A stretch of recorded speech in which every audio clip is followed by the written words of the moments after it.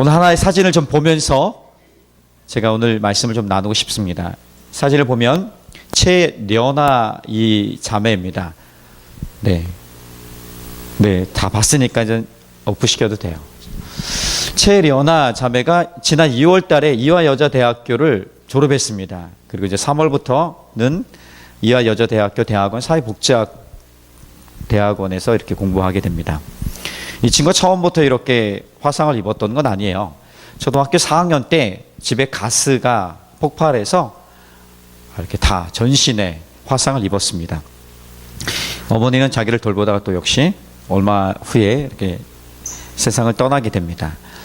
이 친구가 40번 정도 이렇게 대수술을 받았습니다. 40번 정도 대수술을 받았는데 그래도 이 너무 큰 3도 화상이기 때문에 지금 보다시피 저 정도 수준이었습니다. 그래서 자기가 너무 부끄럽고 창피해서 온몸을 감싸고요. 또 얼굴도 다 감쌌습니다. 마스크로 가리고 모자도 쓰고 이렇게 다녔습니다. 그러니까 최대한 자기가 누구인지 이렇게 드러내지 않았습니다. 그렇게 살아가다가 우리가 좀 알고 있는, 혹시 들어본 사람 있을 거예요. 이지선 씨라고요. 교통사고로 인해서 그분도 역시 큰 화상을 입고 어려웠지만 당당하게 살아가는 분이죠. 지금도요. 많은 사람의 소망, 희망을 주죠. 근데 그 이지선 씨를 만난 것이 삶의 또 전환점이 됐습니다. 이지선 씨를 만나고서 도전받은 거예요. 나와 같이 저렇게 큰 화상을 입었는데 얼굴에 마스크는 커녕 아무것도 하지 않고 당당하게 살아가는 그녀가 멋져 보였던 거예요. 그래서 이제 그때부터 자기를 사랑할 수 있는 최련아 자매가 자기 자신을 사랑할 수 있는 그런 법을 배우기 시작합니다. 자기 자신을 사랑하니까 어떻게 됩니까? 꾸미고 감추고 하기보다 그냥 당당하게 있는 그대로의 모습으로 살아갈 수 있는 용기를 선택하게 됩니다. 그리고 주변의 사람들이, 특히 대학교 다닐 때는 3년을 늦게 들어갔기 때문에 다 여자 동생들이에요. 이화여자대학교는 아마 여자들밖에 없을 거라 생각합니다. 그 친구들이 여동생들이죠, 다. 그런데도 자기를 너무 존중해주고 인정해주고 배려해줘서 그 사랑에 덧입어서 그냥 당당하게 살아가는 법을 연습했다고 합니다. 그리고 지금 이제 대학원까지 진학해서 공부를 시작하고 있을 거예요. 그녀가 이런 얘기합니다. 정말 고난의 시간, 괴롭고 힘들었던 시간, 그거 정말 힘들었지만 시간이 지나고 보니까 오히려 그 어려웠던, 힘들었던, 괴로웠던 시간은 성장할 수 있는 기회였습니다. 이렇게 고백하는 거예요. 얼마 전에 JTBC에서 인터뷰한 내용이에요. 이건 사실은요. 그리고 이렇게 권면합니다. 지금 가장 힘든 시기를 겪고 있는 사람들이 여전히 좀 힘들고 어렵지만, 그러나 얼마 지나면, 시간이 지나고 나면 그것이 큰 삶에 도움이 있고 자기가 알지 못했던, 자기를 사랑하는 사람이 이렇게 많았다는 것을 알게 될 것입니다. 힘을 내십시오 하고서 인터뷰한 장면이에요. 괜찮죠? 그렇습니다. 그래서 힘겨웠던 그 시간이나 힘겹지 않았던, 물론 지금 변화된 삶이 그렇게 탁월하게 완벽하게 치료된 건 아니지만 여전히 그럼에도 불구하고 살아가는 그 모습이나 그 어느 때든지 간에 그는 여전히 누군가에게 사랑을 받고 있었고요. 그 사랑을 깨달았던 것입니다. 그리고 그 힘으로 또 여전히 살아간다고 얘기합니다. 제가 이 최련아 자매를 또 찾아보니까 CBS 새롭게 하소서에도 출연했던 흔적이 있더라고요. 그러니까 예수를 믿는 사람이었던 거예요. 괜찮아요. 정말 예수를 믿는 사람이, 괜찮은 사람이 참 많습니다. 저와 여러분들이 그렇게 괜찮은 예수 믿는 사람이 되었으면 좋겠습니다. 아멘. 얼마 전에 입학도 했죠. 저희 둘째 아이가 입학하는데 그런 얘기를 합니다. 자기가 이제 방송 미디어 부장인가 봐요. 그러니까 뭐 같이 임원 활동하다 보니까 꽃길만 걸어, 뭐 이런 표현을 썼다고 한다는 것 같아요. 입학하는 우리 후배들에게 꽃길만 걸어? 뭐 꽃길만 걸을 수 있을까 모르겠습니다. 졸업식 현장에 가면요, 대학 졸업식에 가면 현수막이 붙여 있습니다. 눈길을 끌었던 현수막 중에 하나가 미디어를 통해서 나옵니다. 이제부터 돈길만 걸어. 제가 대학을 졸업하니까 취업을 하겠죠. 돈길만 걸어. 네, 꽃길, 뭐 아무런 문제 없이 살아가는 그 길. 그곳에서 행복할 수 있을까요? 잘 보세요. 행복이란 개념을 알기 위해서는, 행복이 이곳이라는 것을 알기 위해서는 행복이 아닌 것을, 어려움들을, 괴로움들을, 슬픔들을 경험해 봐야 되는 거예요. 그러니까 아픔을, 고통을, 힘겨움을, 외로움을 경험해 보지 않으면 아, 이것이 행복이구나 알 수 없습니다. 우리에게도 그런 비슷한 용어들이 있죠. 주님이 우리를 용서하신 것처럼 우리도 누군가를 용서하라고 얘기합니다. 그런데요, 용서를 배울 수 있는 유일한 길은요, 내가 아픔을 당해봐야 돼요. 고통을 당해봐야 돼요. 상처를 입어봐야 돼요. 그래야지 용서할 수 있는 기회가 우리 가운데 주어지고 용서를 배울 수 있는 기회가 있는 것이죠. 자, 이런 것을 볼 때 참 재밌습니다.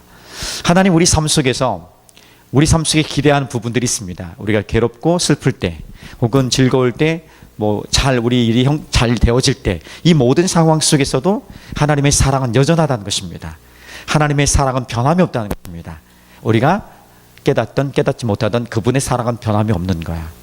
근데 우리가 나중에 깨닫죠. 그리고 이런 모든 흔적들이 하나님의 은혜였고 하나님의 돌보심이었구나. 그래서 감사하고 고백하며 하나님을 예배하게 되죠. 이제 그것을 경험했다면 이제 우리 삶의 모든 구석구석의 영역에서 내가 지금의 상황이 잘 풀리던 풀리지 않던 간에 힘겹던 힘겹지 않던 간에 살던 살만하지 못하던 간에 그 모든 상황 속에서 나는 하나님을 신뢰할 수 있다는 것이죠. 이것은 과학적인 거예요. 아주 상식적인 거예요. 논리적인 거예요. 하나님 우리에게 주신 그 은혜의 흔적들을 가지고 나는 오늘 그렇게 살아갑니다. 그것이 바로 예배의 삶이에요. 그러니까 모든 주일의 예배가 우리 삶의 구석구석의 예배가 되길 원한다는, 우리 삶의 예배를 드린다는 건 굉장히 좋은 말 같지만 실제는요 이것이에요. 그냥 내가 어려워도 힘겨워도 기뻐도 슬퍼도 이런 모든 상황 속에서 하나님을 인정하는 거예요. 내가 하나님 앞에 원하든 원하지 않든 내가 원하는 것이 때로는 이루어지지 않을 수 있어요. 내가 기대했던 것들이 되어지지 않을 수 있어요. 때로는 내가 원하지 않는 것들을 해야 할 때가 있어요. 그럼에도 불구하고 나는 여전히 하나님의 신실하심 믿습니다. 이 믿음의 고백이 예배라는 거예요. 왜? 하나님 그때에도 나를 여전히 사랑하기 때문에, 그때에도 나를 향한 그 사랑이 변함없기 때문에 나는 그 사랑에 대해서, 그 하나님에 대한 사랑에 대해서 반응하는 거예요. 그렇게 예배하는 것, 그것이 바로 우리 일상에서 드리는 삶의 예배인 것이죠. 그러니까 어느 곳에서나 예배할 수 있다는 것이죠. 그렇게 하나님 인정하는 삶을 살아간다면, 오늘 다윗의 삶을 통해서, 다윗의 모습을 통해서 다윗이 하나님의 궤, 곧 언약궤를 혹은 증거궤라는 것을 모셔오면서 그가 예배했던 그 모습, 그때만이 아니었던 그의 가장 어려운 시기에도 예배했고 지금도 즐거울 때 예배했고 평안할 때도 예배하는 그 예배자의 삶들을 우리가 좀 배워갔으면 좋겠습니다. 그래서 오늘 말씀의 제목은 예배자입니까? 그것을 우리가 주어를 나로 바꿔본다면 나는 예배자인가? 이렇게 질문할 수 있겠죠. 오늘 각자가 체크하고 하나님 앞에 글을 썼으면 좋겠습니다. 아멘. 자, 첫 번째 따라해 봅시다. 하나님을 예배하면 하나님의 임재와 영광으로 가득합니다. 그러니까 이걸 좀 뒤로부터 얘기하면 하나님의 임재와 영광이 가득한 삶은 예배하는 삶이다, 이렇게 말할 수 있는 거예요.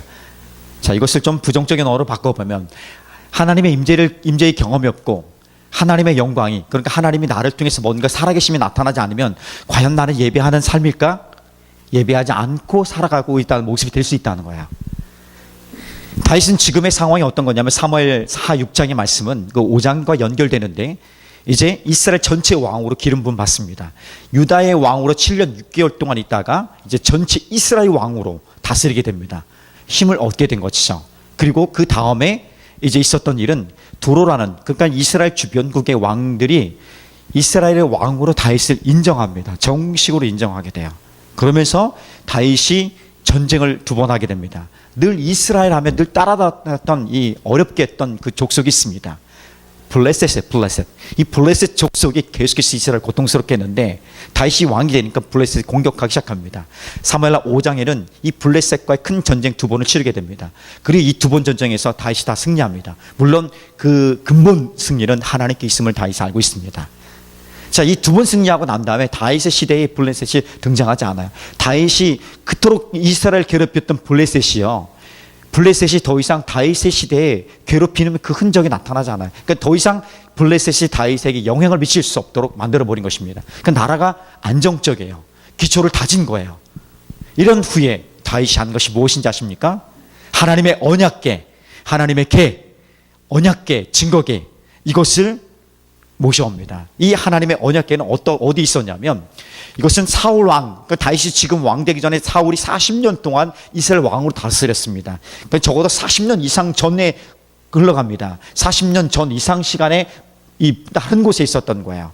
어떻게 되냐면 블레셋에게 빼앗긴 거야. 언약궤를, 하나님의 언약궤를 빼앗겼는데 블레셋의 재앙이 많으니까 이것을 돌려보냅니다. 이스라엘 가운데 돌려보내요. 그 돌려보낸 장소가 아비나답의 집입니다. 아비나답의 집에서 적어도 40년 이상이 보관되어 있었던 거예요. 그리고 다윗이 지금 모든 나라의 안정과 기초를 다진 후에 그가 한 일이 뭐냐면, 첫 번째 한 일이 뭐냐면 이 하나님의 언약궤를 생각한 것입니다. 그리고 40년 이상 동안 그곳에 보관되어 있던 아비나답의 집에 가서 그 언약궤를 다윗성 예루살렘 성으로 모셔오게 됩니다. 이것이 오늘 5장의 이야기예요. 6장의 이야기입니다. 자, 그런데 여기서 생각할 게 있어요. 왜 다윗이 왕이 되고 잘 나가고 있는데 하나님의 언약궤, 그 언약궤, 증거궤라고 말할 수 있는 것을 왜 다윗성으로 모셔왔을까라는 질문을 던져야 되는 거야. 이스라엘 백성들에게, 지금도 마찬가지예요. 이스라엘 백성들에게 있어서 하나님의 언약궤는, 하나님의 백성들에게 있어서 하나님의 언약궤는 상징적인 것입니다. 하나님이 함께 하시는구나. 우리와 하나님이 함께 하신다고 예수 그리스도께서 이 땅에 오시면서 임마누엘 하나님이라고 말씀하시면서 성령을 통해서 지금도 우리와 함께 하시듯이 이스라엘 백성, 구약시대에 옛적의 이스라엘 백성들에게는 이 하나님의 언약궤를 통해서 내가 너희와 함께 한다는 것을 상징적으로 보여주는 것입니다. 이 상징뿐 아니라 실제적으로 언약궤와 함께 하신 하나님으로 인해서 이스라엘 백성들은 보호받을 수 있었던 거예요. 안전할 수 있었던 것입니다. 이것을 다윗성으로 모셔오기로 결정하고 지금 가고 있는 것이, 모셔오고 있는 중입니다. 다윗이요, 지금 이스라엘 백성의 왕이에요. 근데 근본적인 의미는요, 다윗이 이스라엘 백성의 왕이지만 하나님의 언약궤를 다윗성으로 모셔온다는 것은 내가 지금 이스라엘 왕으로 세워졌지만 이스라엘의 진정한 왕은 하나님이십니다. 하나님이 주인이십니다. 이렇게 고백하고 있는 거예요. 다윗이요. 이제 부러울 곳이 없고 누구도 대항할 수 없는 강력한 왕권을 갖고 있는 다윗이 그렇게 하고 있는 것입니다. 하나님이 이스라엘 왕이십니다. 하나님만이 우리의 왕이십니다. 이 믿음의 고백이 다윗성으로 가져오는, 이 언약궤를 가져오는 참다운 의미가 되는 거예요. 다윗은 잘 알고 있었습니다. 자신을 부르시고 자신을 훈련하시고 다듬어 주시고 지금 이스라엘 왕으로 세우실 뿐 아니라 강한 나라로 세우신 그 분이 내가 아니라 하나님이 하셨다는 것을 다윗은 잘 알고 있었습니다. 그 믿음의 고백이 오늘 이렇게 표현된 것입니다. 멋지지 않습니까? 다윗은요, 지금 잘 나갈 때뿐 아니라 이전에도 하나님과 함께하는 삶을 살았어요. 다윗이 쫓겨 다닐 때도 그랬고요. 수많은 사람들이 군사가 모아졌을 때에도 그랬고요. 조금 잘 나갈 것 같은 그 시간에도 그랬고요. 지금 완전히 잘 나간 이 순간에도 여전히 다윗은 동일한 마음으로 하나님이 내 삶에, 우리의 삶에 이스라엘의 주인이십니다. 이렇게 고백하고 있는 거예요. 한결같은 거예요. 이렇게 예배하는 삶을 살았던 사람이 다윗입니다. 다윗은 한마디로 말해서 예배하는 사람입니다. 여러분, 다윗은 옛날 시대의 사람입니다. 그럼에도 불구하고 다윗이 예배했던 예배의 모습, 그리고 그가 만들었던 약 100편 정도의 시편이 150편이지만 150편 중에서 100편 정도가 다윗이 기록한 것이에요. 쓴 거예요. 그 시편의 노래들이 지금도 여전히 우리 가운데 예배에 강력한 영향을 주고 다윗처럼 예배하고 있고 다윗처럼 춤추며 예배하는 모습들이 우리 안에 예배의 모습으로 나타나고 거룩한 영향력을 여전히 미치고 있는 것입니다. 왜? 다윗이 하나님을 예배하는 자로 온전히 살았기 때문에 그래요. 완벽하진 않았지만 그래도 그의 마음 중심의 모든 순간들이 하나님 앞에 예배하는, 우리가 그 찬양 같은 거예요. 모든 상황 속에서 나는 하나님을 인정하고 하나님의 다스림을 고백합니다. 따라갑니다. 이것이 바로 예배라는 것입니다. 나는 그거에서 예배가 아니라 내가 하나님이 나의 주님입니다. 내 삶을 다스리십니다. 나와 함께 하십니다. 이 고백을 믿음으로 고백드리며 살아가는 삶, 오늘 그렇게 드리는 예배의 삶, 예배가 예배라는 것입니다. 오늘 그렇게 우리에게 가르쳐주고 있는 것이죠. 예배는요, 우리와 함께 하시는 하나님이 사랑하십니다. 우리를 사랑하십니다. 그 하나님이 우리를 사랑해요. 자, 그러면 우리도 하나님 사랑합니다 라고 고백하는 것, 이것이 정말 예배예요. 어렵지 않아요. 그래서 내가 누군가에게 대해서 I love you 했을 때 여러분 뭐라고 합니까? 사랑한다면 어떻게 해야 돼요? 홍수는 어떻게 해야 되죠? I love you too 이렇게 해야 돼요. 나도 당신을 사랑합니다. 이것이 예배하는 거예요. 하나님이 우리를 사랑하는데 어떻게 사랑하는지 보여주는 거야. 야, 내가 너를 너를 위해서 먼저 가 있고 너의 고통 가운데 내가 함께 했고 너의 외로움과 슬픔 가운데 너를 지켜줬고 보호해줬고 너를 악의 모든 것부터 건져내었고 내가 너와 지금도 함께하고 영원히 함께한다. 이게 내가 너를 사랑하는 방법이야. 이렇게 우리 보여줘요.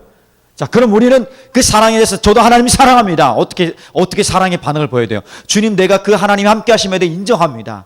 내가 그 어려운 순간 속에서도 나와 함께 하셔서 내가 견딜 수 있었음을 고백합니다. 믿습니다. 그리고 여전히 나와 함께 할 것을 내 모든 상황 가운데 함께 하기 위해서 내가 믿고 나아갑니다.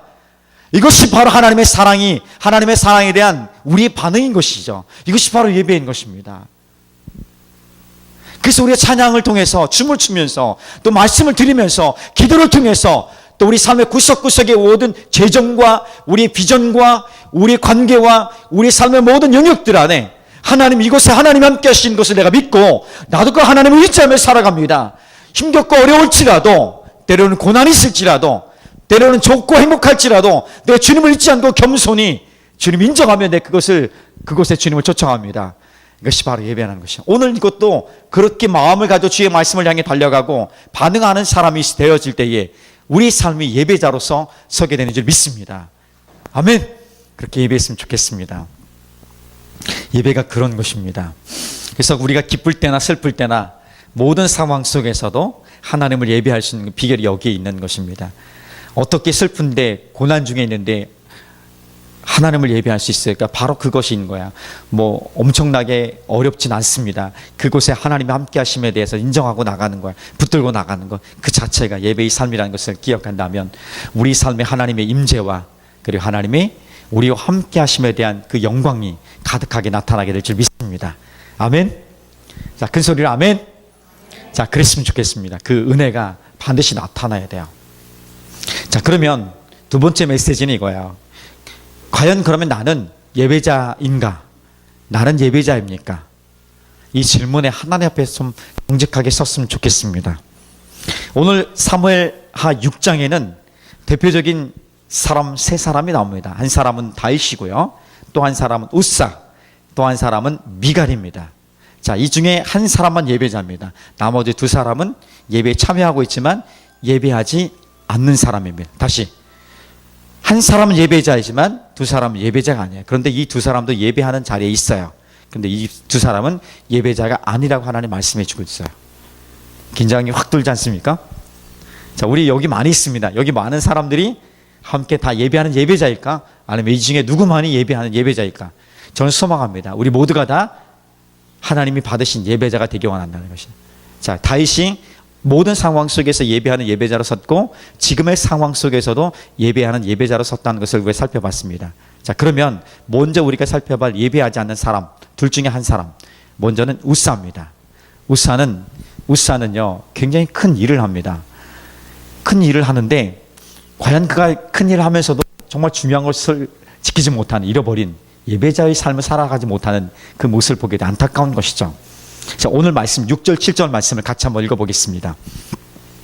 자, 시작. 그들이 나곤의 타작마당에 이르러서는 소들이 띠므로 우사가 손을 들어 하나님의 계를 붙들었더니 여호와 하나님이 우사가 잘못함으로 말미암아 진노하사 그를 그곳에서 치시니 그가 거기 하나님의 계 곁에서 죽으니라. 우사가 죽은 거예요. 우사가 아미나답의 아들이에요. 제사장 역할하고 있었던 거예요. 40년 동안 보관하고 있던 그 하나님의 언약궤를요 지금 다윗성으로 갖고 오는 중에 있는데 이 수레를 끌고 있었던 소가 날뛰는 거야. 그러니까 수레가 움직이니까 거기에서 언약궤가 미끄러지는 거야. 그 순간에 아주 재빨리 언약궤가 수레에서 떨어지지 않도록 우사가 손을 대서 막은 거야. 딱 살린 거야. 그런데 하나님이 거기서 분노하셔가지고 우사가 그 자리에 죽은 거예요. 아, 이렇게 억울할 수가 있는가? 나는 이 떨어지는 언약궤를 막기 위해서 미끄러지는 것을 막기 위해서 해줬는데 정말 이보다 억울할 수 있을까? 그냥 보면 그 자체를 보면 얼핏 보면 억울하게 죽은 것 같아요. 우사가요. 그런데 절대로 자세히 보면 억울하게 죽은 게 아니에요. 그렇지 않다는 것을 왜 그런지를 좀 살펴볼 수 있어요. 우사는 제사장입니다. 제사장이면 적어도 모세 율법에 대해 순종할 줄 알아야 돼요. 모세 율법에 의하면 이 언약궤는 수레에 절대로 실을 수가 없는 거예요. 레위인들이 어깨에 메고 직접 운반해야만 하는 거예요. 운반해야 돼. 그러니까 언약궤가 있으면 내 모퉁이에 고리가 있고 거기에 그리고 막대기를 끼워서 이렇게 운반하게 돼 있는 거예요. 그런데 지금 블레셋 기술을 사용한 아주 최고의 기술이에요. 당시에는 수레를 가지고 수레를 통해서 이동하고 있는 것입니다. 이것은 하나님 말씀에 그대로 불순종이에요. 그리고 이번 한 번만이 우사가 딱 한 번만 이렇게 하나님에 대해서 생각하고 있었던 게 아니에요. 하나님 경외하는 두려운 마음이 없었던 거예요. 그냥 자기가 그 언약궤를 지키고 있는 자로 착각하고 있는 거예요. 여러분, 우리 착각하지 말아야 될 것은 우리가 하나님을 지키는 자가 아니에요. 우리가 하나님 보호하는 게 아니에요. 하나님 스스로 보호하시고요. 오히려 하나님 우리를 지키시고 보호하시는 분이에요. 언약궤는 언약궤 스스로 보호하고 있는 거예요. 우리가 언약궤를 보호하는 것이 아니라, 우사가 언약궤를 보호하는 자가 아니라 언약궤가 우사를, 이스라엘 백성들을 보호한다는 것을 잊고 있는 거예요. 이스라엘 백성들이 예전에 출애굽할 때에 그 행진을 보면은 그 이쪽 동쪽 편, 남쪽 편, 그리고 서쪽, 북쪽에 이렇게 세 지파씩 나누게 됩니다. 그리고 그 중간 안에 뭐가 있냐? 제사장들이 둘러싸고요, 레위인들이 둘러싸고요, 그 중심에 뭐가 있냐면 언약궤가 있었어요. 그 언약궤를 중심으로 이렇게 움직이게 돼 있었습니다. 근데 그 진을 보니까 맨 가운데 언약궤 그 둘레에 레위인들, 제사장들이 있고요, 그 다음에 바깥에 이렇게 또 포진해 있는 거야. 이걸 보면은 다 이 무리들이 언약궤를 보호하는 것 같아. 그 중심을. 착각이에요. 누가 그렇게 얘기해요? 절대로 안 그래요. 오히려 그 언약궤를 함부로 하지 못하도록 그것을 잘 알고 있는 제사장들, 그리고 레위인들이 보호하고 있는 거예요. 이스라엘 백성들을 보호하고 있는 거예요. 우리가 착각하면 안 되는 거죠. 하나님을 예배하는 예배자들은요, 그런 기술적인 것들, 지금 우사의 관심은요, 하나님의 거룩, 하나님을 경외하는 그런 마음, 그 마음이 예배의 본질이에요. 하나님께 나아가는 자들의 본질이 깨끗한 마음의 본질이에요. 근데 우사의 온통 관심은 기술적인 것밖에 없는 거예요. 지금 이스라엘 백성들이 다윗을 비롯한 그 함께 언약궤를 이동하고 있는 그 모든 사람들이 나비나답 집에서 오고 있는 그 장소에서, 그 가정에서 어떻게 하고 있습니까? 모든 악기를 동원하면서 다 예배하고 춤추고 있는 거예요. 막 춤추고 있는데 단 한 사람, 이 우사만이 지금 그 술에만 관심이 있는 거예요. 기술적인 것에만. 그래서 예배하지 않는 자예요. 예배에 함께하고 있지만 예배하지 않는 자라는 거죠. 어떻습니까? 긴장감이 들지 않습니까? 근데 그는 죽었어요. 자, 볼까요? 또 한 사람 나옵니다. 미갈이에요. 미갈은 이렇게 말합니다. 자, 6장 16절을 한번 봅시다. 6장 16절. 사무엘하 6장 16절. 자, 시작. 여호와의 궤가 다윗성으로 돌아올 때에 사울의 딸 미갈이 창으로 내려보다가 다윗 왕이 여호와 앞에서 뛰놀며 춤추는 것을 보고 심중에 그를 업신여긴지라. 이것만이 아니에요. 실제로 다윗이 가족들에게 왔을 때 미갈이 얘기합니다. 6장 20절에 가면 이렇게 얘기해요. 다윗 왕이요, 당신이 지금 얼마나 창피한 일을 한지 아십니까? 당신이 체면이 지금 왕인데 이 뭡니까 지금요? 바지가 벗겨지듯이 춤추는 이런 것들을 시녀들 앞에서, 종들 앞에서 하는 일이 맞습니까? 이렇게 책망을 해버린 거야. 다윗의 아내였던 미갈이에요. 사울의 딸이지만요. 이는 예배를 이렇게 구경하는 사람이에요. 구경만 하는 것이 아니라 지금 비판하고 있는 거예요. 예배에 그냥 이렇게 보면서 구경만 하고 비판하고 있는 거예요. 뭐가 어떠니 저게 뭐니. 그런 사람은 예배에 참여하지만 예배자가 아니라고 분명히 말하고 있는 것입니다. 오늘 하나님 앞에 예배하는 예배자는 그 어떤 상황, 다윗이 완전히 하나님의 몰입하여서 하나님께 힘을 다하여 찬양했을 때의 그 모든 상황들이 어찌됐든 간에 주변의 모든 것을 바라보지 않고 찬양했던 그 마음들이 하나님 앞에 예배하는 예배자였고요. 그냥 기술적인 것만 신경 쓰고 있었던 우사나, 그냥 구경하면서 비판을 일삼았던 미갈이나, 이런 부류들은 예배에 참여하지만 예배자가 아니라 구경꾼이고 오히려 하나님 앞에 예배자가 아님을 정확히 말씀해 주고 있는 것입니다. 자, 그러면 오늘 나는 예배자인가? 질문해 볼 필요가 있는 것입니다. 과연 나는 예배자인가? 하나님의 임재가 내게 있는가? 하나님의 영광이 있는가? 이게 뭐냐면, 하나님 내 삶에 우리가 완벽하게 하나님을 인정할 수는 없어요. 그렇지만 온전함을 향해 그렇게 하나님 인정하는 연습을 해 나가는 것입니다. 내 삶이 지금 이렇습니다. 하나님 어떻게 생각하십니까? 오늘 내 마음의 감정이 이렇습니다. 어떻게 해야 되겠습니까? 하나님, 내가 소원하는 것이 있는데 이것에 대해서 어떻게 하기 원하십니까? 주님 초청하오니 주님 인도하여 주시고 내게 말씀해 주십시오. 자, 적어도 이렇게 살아가는 인생이 된다면 하나님을 예배하는, 오늘 이 시간도 마찬가지고 하나님 예배하는 우리가 학교 생활 될 수 있고 직장 생활 될 수 있고 또 우리 사업장, 우리 가정이 될 수 있는 것이에요. 우리 가정 가운데 하나님의 주인 되심을 인정합니다. 그래서 내가 이 아이를 양육하지만 내게 지혜를 주시고 어떻게 할 바를 알게 해주십시오. 괜찮지요? 이게 예배자의 마음이에요. 그러면서 기도하는 거 아니겠습니까? 특별한 연주들이 나오잖아요. 그것을 갖고 기도하잖아요. 새로운 소망을 갖고 기도하잖아요. 지난주 또 면접 봤잖아요. 하나님 되면 되고 아니면 딴 데 찾아볼게요. 이게 아니라 하나님 뜻이 어디에 있습니까? 자, 이렇게 찾아가는 거, 이렇게 예배하는 것이죠. 오늘 내 고통스러워요. 아주 오랫동안 2년 이상 동안 계속 어려운 시간을 보내고 있어요. 언제까지 주님 이것을 감당해야 합니까? 주님 대답 안 하세요. 그럼 좀 더 기다리라는 뜻이에요. 알겠습니까?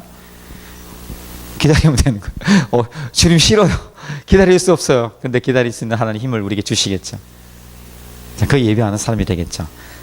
어떻습니까, 여러분? 예배자입니까? 저도 예배자의 삶들을 사게 된 게 많이 변화된 것이 있었습니다. 그냥 열심으로 살았던, 열정적으로만 달려왔던 것만이 예배가 아니라 뭔가 좀 열정의 색깔이 달라지는 경험을 했습니다.